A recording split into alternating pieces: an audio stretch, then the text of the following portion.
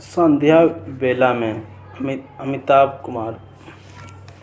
कुछ समय पहले एक सुबह मित्र ने व्हाट्सएप पर एक रील भेजी जिसमें गर्मी की एक सुबह सवेरे गांव देहात की कच्ची सड़कों पर बुजुर्ग दादा अपनी पोती को साइकिल पर स्कूल छोड़ने जा रही थी। पोती साइकिल के पीछे कैरियर पर, दादा के ऊपर छाता ताने चिपक कर खड़ी है।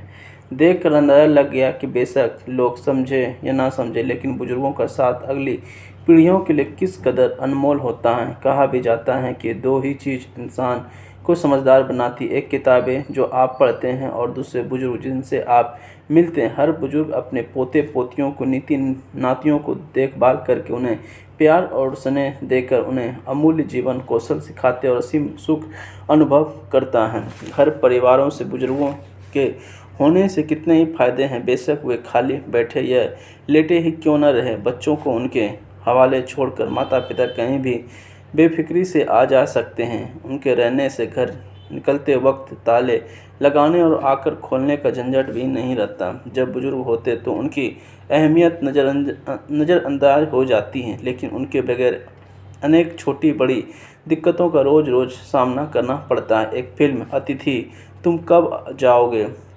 जाओगे में बखूबी दिखाया गया कि गांव के बुजुर्ग के लंबे समय तक घर में ठहर जाना दंपति को अखरता है, जबकि उन्हें उसके जाने के बाद उनको रहने में होने वाली सहूलियतों का एहसास हो पाता है। किसी ने एक वाकया सुनाया, एक रेलगाड़ी जा रही थी, डिब्बे में एक अकेले बुजुर्ग ही सवार थे। अगले स्टेशन पर रेलगाड़ी रुकी तो 9-10 नौजवान लड़के उनमें आकर सवार हो गए।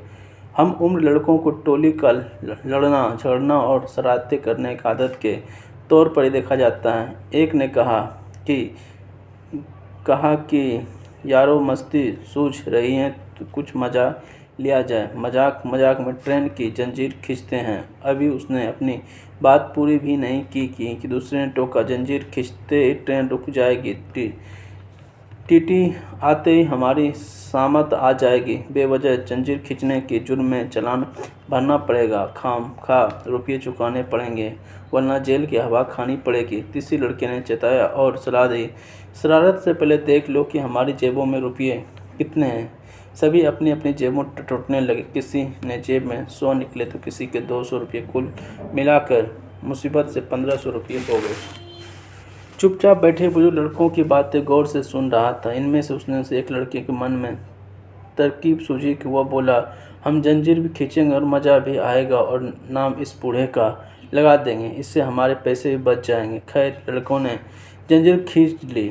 ब्रेक लगाने की आवाज़ से ट्रेन के पहिए खड़े हो गए और 2-4 मिनट में टीटी आगे पूछने लगा, भैया जंजीर किसने खींची? लड़के बूढ़े की ओर इशारा करते हुए बोले, जी उन्होंने। टीटी ने बुजुर्गों की ओर रुख किया और पूछा, आपने खींची हैं? बुजुर्ग के पास बचने का कोई चारा तो नहीं था। उसने बड़ी समझदारी से अपनी गलती कबूल करके माना, हाँ जंजीर मैंने खींचा, मैं और करता भी क्या, मेरे पास 1500 रुपये थे तो इन लड़कों ने जोर ज़बरदस्ती से छीन लिया। मैं जंजीर ना खींचता तो क्या करता, मेरे रुपये दिला दीजिए, आपकी बड़ी मेहरबानी होगी। टीटी ने रेल पुलिस को फ़ोन करके बुला लिया। लड़कों की जेबों की तलाशी ली गई तो 1500 रुपये निकले। पुलिस ने रुपये बुजुर्गों को दे दिए और लड़कों को पकड़कर ले चली। बुजुर्गों धीमे स्वर में कहा लगा, मैंने यूं ही बाल सफ़ेद नहीं किए।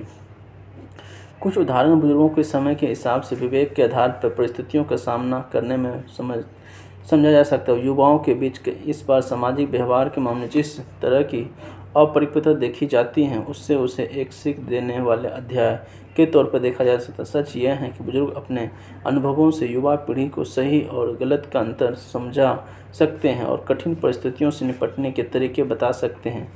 ढलती उम्र में फल ना भी दे पाए तो उसकी छाँव भी बड़ी आरामदायक होती है। इसलिए हमेशा परिवार के बुजुर्गों की सेवा करने को ईश्वर तुल्य पूजा माना जाता है। यह तय है कि बुजुर्ग अपने अनुभव, ज्ञान और मार्गदर्शन से अपनी अगली पीढ़ियों को सिखा सकते हैं, परिवारों को मजबूत कर सकते हैं, पारिवारिक विवादों को घर की चार दीवारी में सुलझाने का दम रखते हैं। बुजुर्ग परिवार के सदस्यों को एक साथ लाते हैं, एकता सद्भाव बनाते हैं, सामाजिक मूल्यों को उभारने और मजबूत करने में मदद करते हैं। परिवार के रीति रिवाजों को अगली पीढ़ी तक पहुंचाते हैं, अपनी मातृभाषा घर में बोलते हैं, जिससे अगली पीढ़ी उनके साथ भी काफ़ी सीख जाती है। अपनी बातें में कहावतों को मिलाकर बच्चों को दिल दिमाग में ऐसे घोल देते हुए ताऊ भूल नहीं पाते। सच यह है कि हम बुजुर्ग समाज के लिए अमूल्य और फिल्मी तर्ज पर यूं ही कह सकते हैं कि धूप हो छाँव हो दिन हो या रात बुजुर्ग का साथ रहे।